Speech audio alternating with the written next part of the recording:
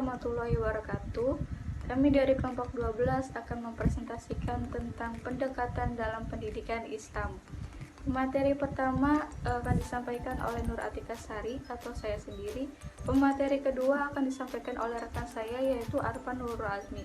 Langsung saja kepada pembahasan pertama. Baik, ke pembahasan yang pertama yaitu tentang pengertian pendekatan dalam pendidikan Islam. Kita ketahui dulu di arti kata pendekatan. Menurut Kamus Besar Bahasa Indonesia, pendekatan yang artinya adalah proses pembuatan atau cara mendekati. Bisa juga diartikan usaha dalam rangka aktivitas penelitian untuk mengadakan hubungan dengan orang yang diteliti. Metode-metode untuk mencapai pengertian tentang masalah penelitian. Dalam bahasa Inggris, pendekatan yang diistilahkan yaitu approach.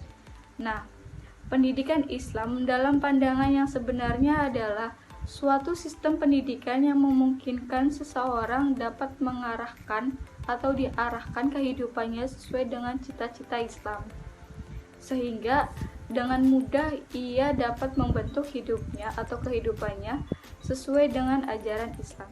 Jadi, arti pendekatan dalam pendidikan Islam yang artinya suatu proses pembuatan mengubah tingkah laku individu pada kehidupan pribadi.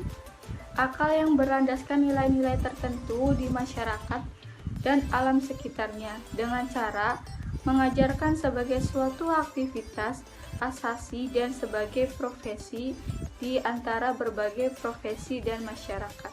Selanjutnya yaitu ada macam-macam pendekatan pendidikan Islam. Yang pertama yaitu ada pendekatan pengalaman. Pendekatan pengalaman adalah pengalaman keagamaan kepada peserta didik dalam rangka penanaman nilai-nilai keagamaan baik secara individu maupun kelompok. Nah, pengalaman adalah suatu hal yang sangat berharga dalam kehidupan manusia. Adapun hadis yang berhubungan tentang pendekatan pengalaman, yang artinya Khaladah bin Hambal meriwayatkan bahwa ia diutus oleh Safwan bin Umayyah kepada Rasulullah membawa susu, anak kijang dan mentimun kecil. Sementara itu Nabi sedang berada di ketinggian Mekah. Ia berkata, "Aku masuk tanpa mengucapkan salam terlebih dahulu." Lalu beliau bersabda, "Keluar dulu lalu ucapkan salam." Hadis riwayat Abu Daud dan At-Tirmizi.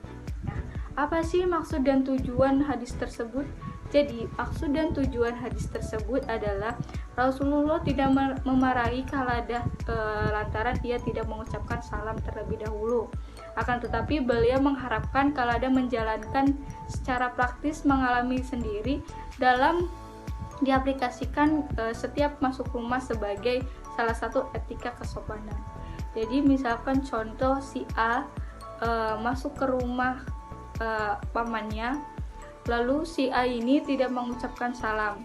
Nah, si pamannya itu memberi pengajaran atau dari pengalaman si A bahwasanya masuk rumah itu harus mengucapkan salam terlebih dahulu agar itu bisa membentuk etika atau kesopanan si A, misalkan seperti itu. Nah, jadi diambil dari pengalaman sebelumnya, jika kekurangan itu harus diperbaiki. Bismillahirrahmanirrahim.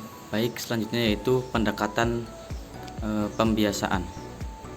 Pendekatan pembiasaan merupakan suatu tingkah laku tertentu yang sifatnya otomatis tanpa direncanakan terlebih dahulu dan berlaku begitu saja tanpa dipikirkan lagi. Yang ketiga yaitu pendekatan emosional.